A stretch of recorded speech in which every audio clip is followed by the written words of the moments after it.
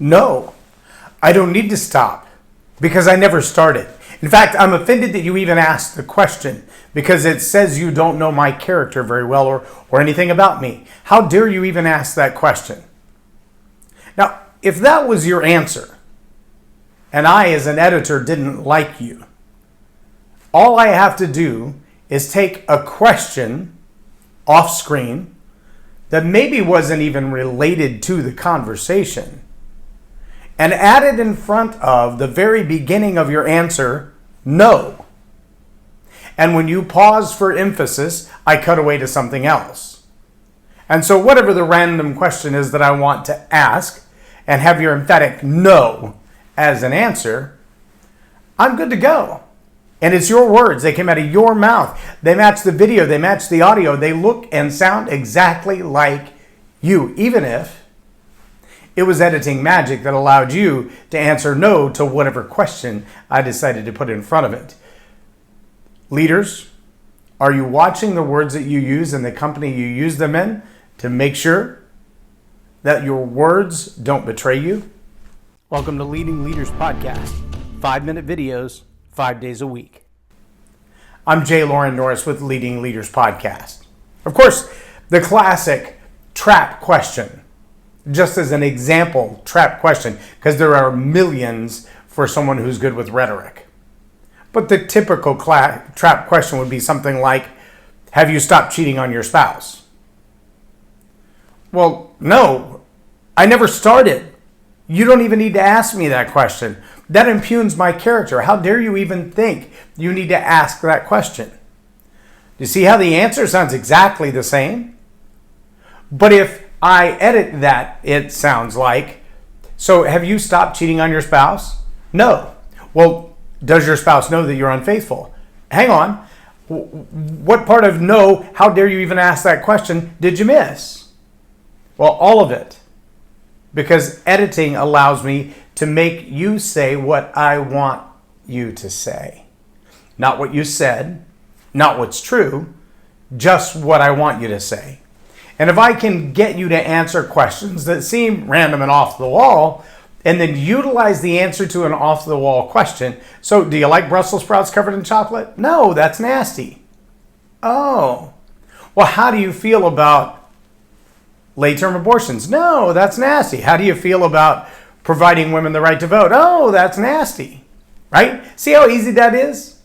And I'm, of course, just doing it off the cuff, but a good editor, together with a good producer, together with a good writer, could literally make you from an interview about your business, an interview about a storm, an interview about a pandemic, an interview about a break-in into your office in the middle of the night, could make you sound like the worst human being on the face of the earth. And as a leader, you're responsible for leading people, which means influence, which means people are watching what you do and watching what you say.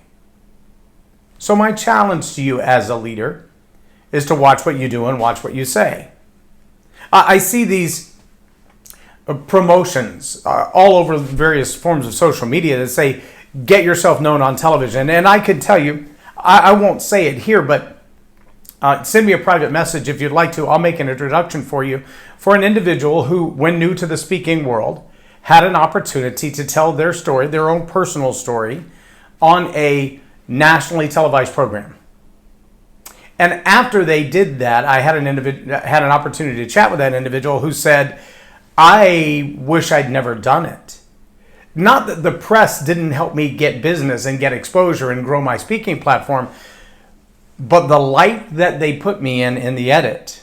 I mean, the interview felt comfortable. It felt great. All the questions they asked and all the answers that I gave, they all made good sense. But when they cut that long interview down to the segment that they were giving me on television, that was a whole different interview. I didn't even seem like the same person. And it could have been very, very damaging. I haven't heard that once. I've heard that hundreds of times. Lots of people that I know in the media. Lots of people whose ideas, whose concepts, whose professional etiquette have been questioned, butchered, and drugged through the mud by someone with a camera and an editing tool.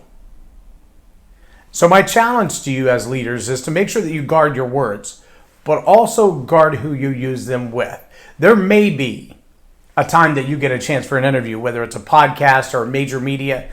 Everybody wants you to get on major media. Everybody says, I can put you on all these NBC, CBS, et cetera, et cetera, et cetera. So I can get you on these morning shows. I can get you interviewed. Yes, but you better ask yourself the story that you have to tell, the agenda that you want to promote, the transformation that you want to bring about in people's lives. Is it honored and admired by the people that want to interview you? Or is it an opportunity for them to earn some brass tacks along the way for their own career? For grilling you, for making you look like a fool, will it make them look like a hero? Because if that's the case, you're better off to have no press than to have negative press. I know there are people who will tell you any press is good press. When you've got a giant brand that's hard to destroy, that's true. But where's Matt Lauer today? Matt Lauer is a big name. Matt Lauer has made hundreds of millions of dollars in media, a long career, a solid family, but he crossed the line, and now he's invisible. Not that he wasn't once big and famous and well-known, but ask young people today who he is, and most of them can't tell you, and it's only been a couple of years that he's been out of the media. But trust me, it doesn't matter how big and bad your reputation is, how good you are at what you do. One Jeffrey Toobin, one Wiener moment. What was Wiener's first name? That's actually a human. That's not a reference to something profane. That's a guy's name. Can't remember his first name. But he had a moment where he exposed himself in an inappropriate way in a relationship on live Zoom feed. And that expose cost him his reputation, his business, his political clout, the whole thing. It can happen to you. It can happen to you intentionally because you're acting like an idiot, or it can happen to you because someone else has some footage that they can edit up to say just what they want to say. They can ask the questions.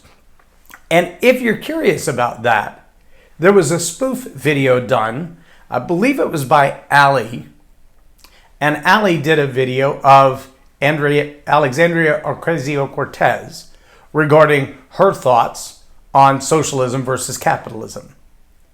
And when Ali was done, the edits were so good, it seemed like a real interview because the edits were really good.